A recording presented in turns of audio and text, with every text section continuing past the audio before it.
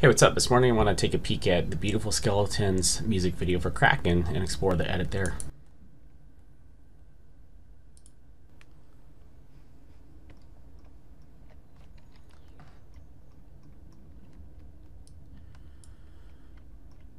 Okay, much like before, if you watched the previous edit on exploring the Emberthrone video for a better path, you know that I like to do the pancake stacking for editing, where one layer on top of a layer, and that way all the songs are synced together.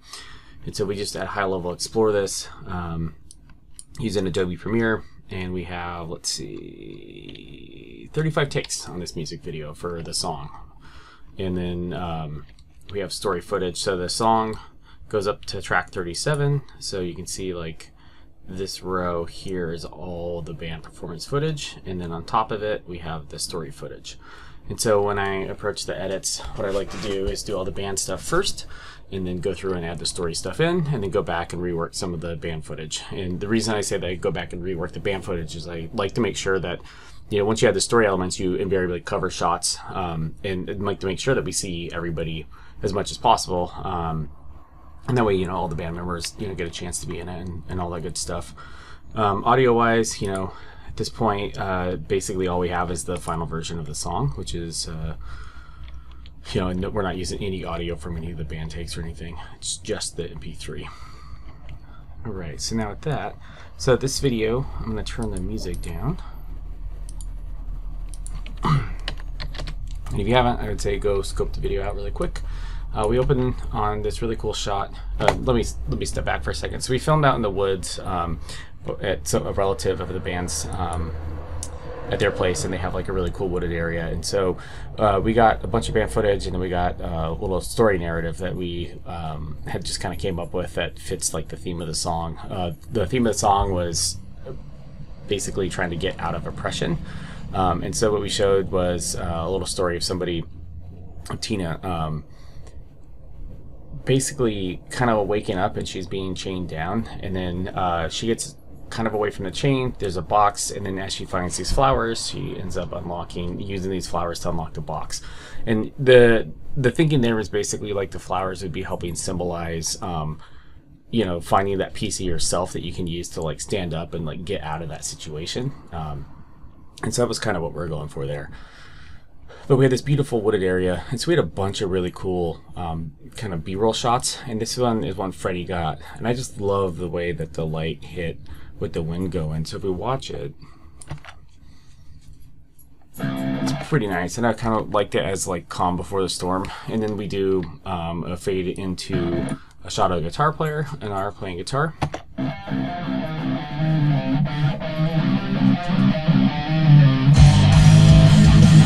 Cool, and then let's take a peek at this band shot. So what we had off camera was we had a fog machine, and we were fogging, and we planned this shot where we wanted the sun to come down through the trees and basically light the fog up and get some cool light rays going, and you know, it worked out great. It was so much fun. The hard part, you know, the wind changes a lot, and we only have one fog machine. A lot of times it'd be nice if you had two people and like kind of one on each side, and you could change, you know, and handle the fog better. But we had only one fog machine, and we had a friend of the band's helping, and you know, I think it came out really cool. It did exactly what I wanted, and I thought that was really neat. And so when we walked the property, I went to the property with the band a couple days ahead of time, and we just kind of explored the area and found a couple of really neat locations. And then when Freddie and I showed up, Freddie filmed this with me, and then what we did is we walked it again. I went over the spots I thought were really cool. He found another couple spots that he thought were pretty neat too, and so we talked to the band about, here's where we're thinking we're going to do the group shots, and then here's where we're going to do individual stuff. And it worked out really nice. It's such a beautiful area. So I'm going to make this screen bigger.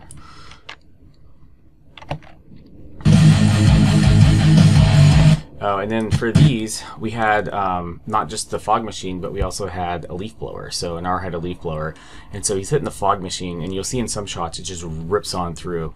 And we filmed at basically set up for slow-mo, and that way if we wanted, we could go, you know, crazy slow-mo, and you'll see that in a few shots later.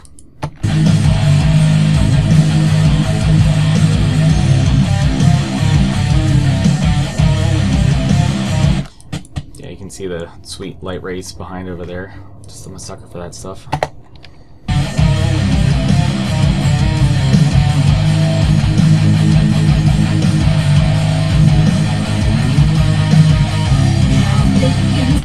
Okay, and this is interesting. So if I remember this clip correctly, yeah, saturation's at 164. Okay, so the big challenge on this video was we had two different ND filters on the lenses. So basically Freddie stayed on the 10mm and I think I was just on the 17. And we both had ND filters, but they are tinted different. So it was a challenge, and we also had shots that were in sunlight and a lot of stuff in shadow. And rather than try to go back and forth on white balance, we just set it to 3400 and just let it go. And the reason we did 34 is when we were first starting to shoot, that seemed like the right temperature, and then as we moved, I just left it and I figured I'd fix the stuff in post. But between that and the tint, we had some shots. I'm going to turn the color tweaks on this one clip off. You know, this was obviously underexposed. What happened here was that the lighting changed as we went. But if I turn this back on and we disable the basic correction, you can see how flat this looks. Not awesome. And so what I did to fix that was warmed it up a little by changing the temperature, added a little bit of contrast, and then kind of dialed down it with the blacks. And I don't know why I did that. Oh, okay, never. Yeah, so that was makes it. Gives it a little bit more correct shading, makes it look better. But the saturation was 164. A lot of times when I do coloring, I don't ever end up tweaking the saturation. Don't really need to. But without it, it's just really flat and looks lifeless. Makes a huge difference here. And so there's quite a few clips that were like that. Yeah, so let's keep going.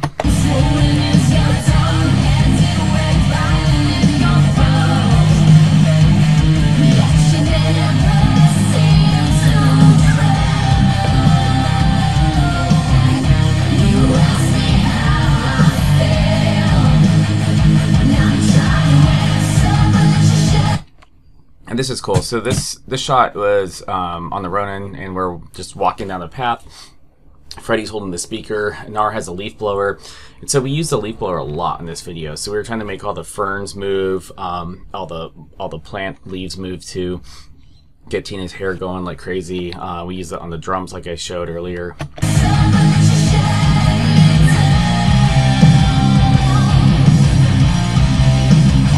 And I love the way that this Laowa 10mm flares. It's just so pleasing. I feel like it's pretty unique to get use a lot of different flares, and I don't know, this one, the way it works, it looks really nice, and it doesn't kill the image either. A lot of times it'll make it very it'll make it so the shot doesn't have any contrast, but this one keeps the contrast. Again, I love the lens. It's just so rad.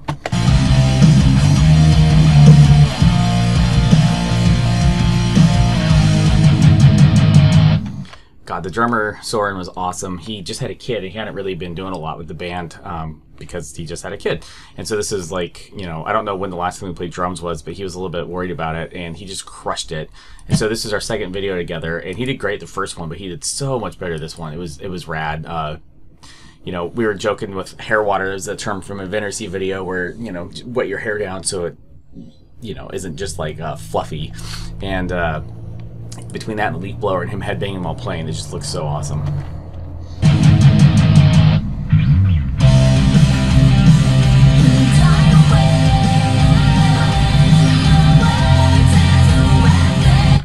Yeah, look at that with the hair moving from the leaf blower.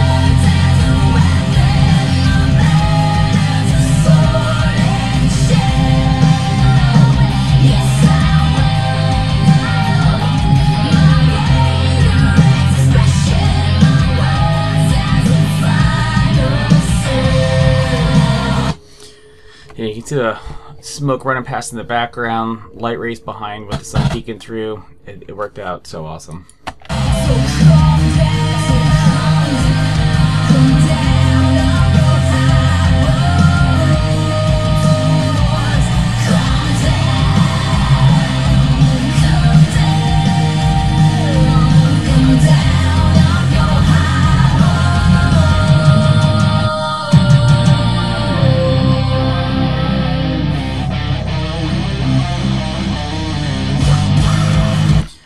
little bit of slow-mo there.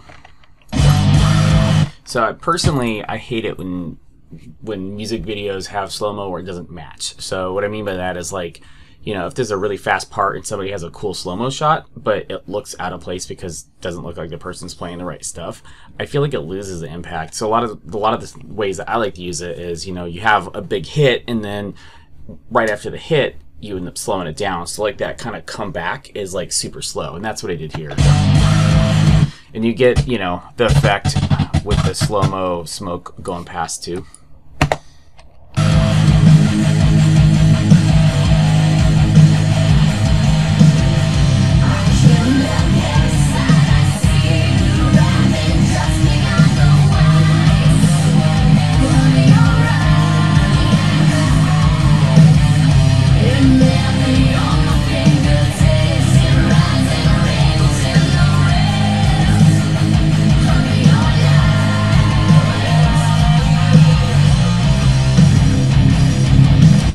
And then, as I mentioned in Iberthron thing, so this track 39 is where all the story footage is, and then I like to hide, and like, so you just turn off the track output on the track below, and that way if I need to shuffle things around, I can drag stuff down without having to delete. So like this clip, I think it's just, yeah, it's just a different part of the clip. But that's how I hide things without deleting. It makes it really easy. And I do the same thing for the band footage. So 37 is the band footage. The row below is hidden. So I can just drag things down without having to go delete anything. Oh, look at all the smoke there. That's pretty cool.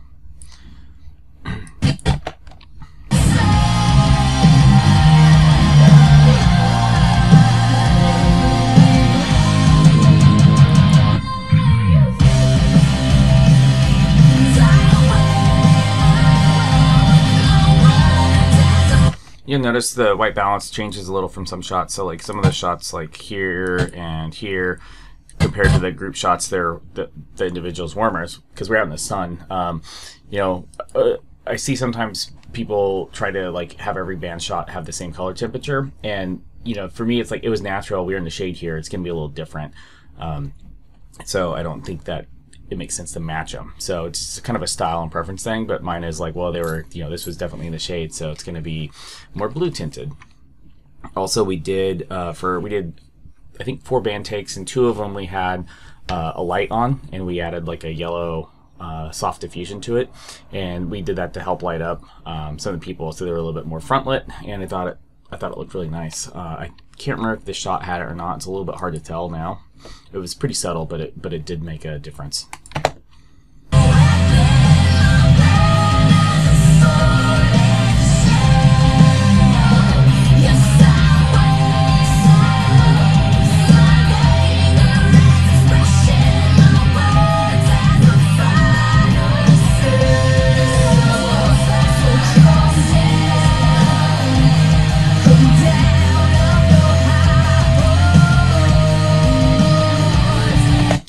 Notice one of the things that we did, so Tina's outfit here is black, and then over here it's the red dress. We had talked about, you know, what she was going to wear for the band footage, what she was going to wear for the story footage, and you know, my thought was it's nice when it's different. It helps you visually separate the story footage from the band footage. But we also, you know, on top of that, we wanted something that was going to kind of pop from the forest. So if there's a lot of green and browns, you want something that's going to you know, stand out, and so red was a good choice. You know, we hadn't planned for the mask. I brought it with some other supplies, and she dug it and we dug it, and it looked like it worked really good. So she was wearing the mask there.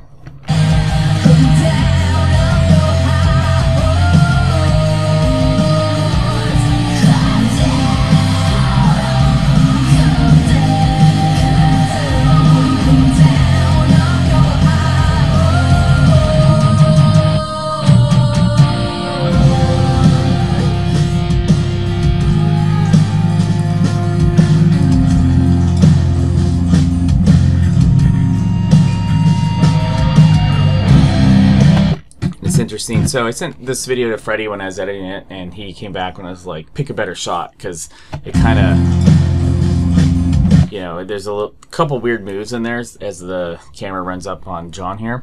But I went through, and you know, typically I always say in like every music video, there's a dead spot or two. Like either the band just, you know, they're pooped from the scene before, or the cameras are messed up because, you know, we're shooting one thing and you have to try to like move over for the next focus part or whatever it is. There's always a dead spot. And this is the first clip that I found when I did the edit, and I thought it was good. It's not 100% perfect because there's a little bit of camera shake on it, but I still like it. It's got a good feel to it. It's kind of loose, and the part's a little bit loose. It's just like bass with stuff ringing out. And Freddie was like, pick a better shot. And so then I went through and I was looking at everything, and I was like, shit, I picked the best shot. Like there was nothing else that I thought was better than this clip. You know, some of it was the camera, some of it was like the way the sun was hitting, where, I don't know, it ended up being the best shot. But it's just kind of funny how, like, you know, a lot of times the first thing that you pick ends up being the correct answer.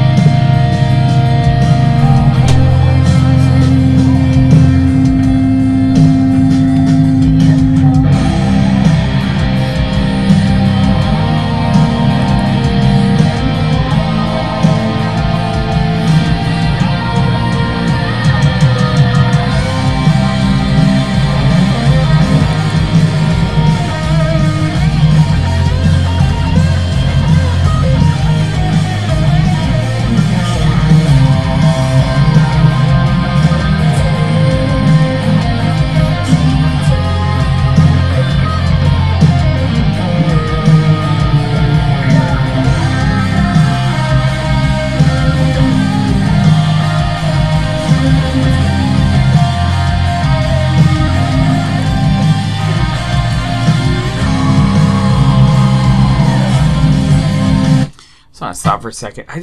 So this was the low at 10mm. You can tell because of how wide the frame is compared to the 17. And so Freddie got the shot, and with the guitar, with the green on, you know, the outside of the frame, and then we have the sun in the middle, and everybody doing everything. You got the smoke whipping through. I love that shot so much. Like, this to me is just such a good killer shot. Anar's up front.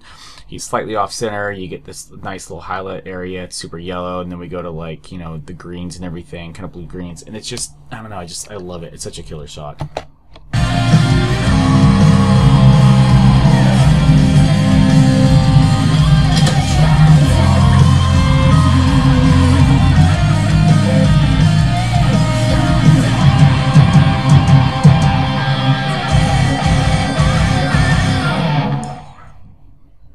Cool. Okay, so over here, you know, we had her build a flower key, and then I broke one of my rules. A lot of times I hate it when there's sound effects in music videos, but I feel like to get the point across, it was nice to have that unlocking sound here. And it's pretty loud, but you know, trying to get it to sit on top of a mastered song, it's kind of what you got to do. And then we ended on a Tarantino type shot. You know, we had some stuff that we were gonna put in the box. We decided to change the course at I don't want to say the last minute, but you know, while we were working on it, we decided that wasn't kind of the best course of action. And so we went with this, you know, light in the box shot, which I thought was pretty fun. So just, if we're gonna dive back to the tracks for the band stuff, take a peek over there really quick. So I'm going to hide the story footage, so we're hiding tracks 39 and 37. We're going to hide the band footage. So we can see over here, you know, this clips 20 or tracks 28 through 35 isn't labeled. So the way I typically stack these things, and everybody can do it different, but I tend to do drums on the bottom, and then I do bass, then I do guitars, and if I have two guitars, then I end up naming them, but a lot of times I'll just write guitars on there, and then I do vocals, and then I do group stuff on the top. So here, you know, if we take a peek, yeah, it's like group shots, and we can kind of scroll through and take a look at them.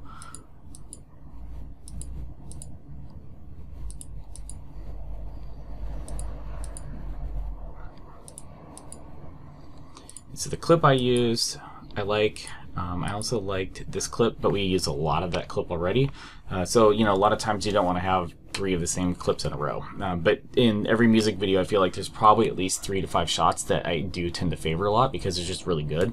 I also think there's nothing wrong with favoring the really good shots, but you try not to use it like same shot, same shot, same shot. So you try to like, you know, make it have a good sense of variety, and that way people don't get bored of it. And then we have, you know, Tina, so we got vocals over here. Why I named her instead of writing vocals, and I didn't do it for everyone else. I don't know. No one sees this stuff. Yeah, we got a lot of really cool stuff here too. This is an alternate angle, so a lot of times Freddie and I would double up on people, so we'd film 2 cameras at once. And you know, sometimes you can get 2 really killer shots at the same time, and other times, you know, you get 1 really good shot and another shot that's like meh. It's just okay. You know, it's just, you never know until you try, and sometimes, you know, you need to swap focal lengths. So if we had a shot where she's in kind of in the ferns. Let me find that. Yeah, this one. So this is Freddie's angle of the first clip, I think, and yeah, it's all right. But the other version where she's straight on, I think this one might be Freddie's too. The straight on shot is definitely the killer shot, but I think we got 2 cameras on it every time. But you know, really, the one that was straight on was the one that we used. I don't think I used any 3/4 or side shots there. My dog is saying hi. Yeah, then we got, you know, guitar sonars over here. You know, this is kind of like an artsy shot. Sometimes I love to do this stuff. It depends on the right portion of the song, like where you go to a shallow depth of field and kind of have everything out of focus, or you focus on something super close. A lot of times that's really good on like long drawn intros, and then outros or kind of bridge sections. You know, sometimes if we have a lot of really good clips, I'll, you know, middle of the take, I'll just get inspired and go for like a little bit more of an artsy shot. In this video, you know, as we were filming it, it felt really good about everything. Like, you know, there was no real takes that I felt like, oh, that was a wasted take. You know, the band brought it every time. I thought we did a really good job at finding the right locations and picking the right times to film them. So it kept working out really nice. There's John. Yeah, Freddie got a lot of clips of him while I was filming Anar at first. And so for Anar, you know, here he's standing on a log. And then we got a lot of shots of like, there's another shot kind of in that same area. We also got some where he's walking. But because this was just me and Anar, we had to stay close to the speaker, and we just basically turned around. So I didn't use a whole lot of that clip because you could see things in the background in some parts, and the way it worked out, like there's definitely some of that shot, some of this take in there. It's just not as much as I might have thought. You know, when we did Tina's, we did 2 takes where of her walking, but we had, you know, Anar with the leaf blower and Freddie holding the speaker, which meant we never had to turn around. We could just keep walking backwards on the path, and it worked out really nice. But when it was just Anar and I doing this, the shot wasn't quite as consistently good throughout because we had to keep turning around and stuff, and you can see Freddie filming Tina in the background in some parts of it. Then, you know, drums. I feel like the drums were pretty special with the light rays and the smoke, you know, because Anar was able to use a leaf blower or film it. All these shots looked really amazing. And he looked super rad when he's playing with his hair moving, and like the way he's playing, and like, I don't know, it worked out great. I just really loved all the drum shots. This one could have been 90% drums, and I would have been happy. We also popped a light on him too, so that's an early take. So I think this one, we have a yellow light on a Dragcast, a Godot's VL150, and it just gave him a little bit of extra light, and it made a difference.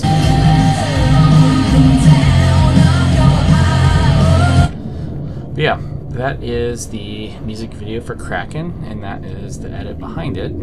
If you guys have any questions or anything, please let me know. Scope out the video. The band's awesome. They're super great to work with, and I thought the video came out really awesome. Cheers. Thanks.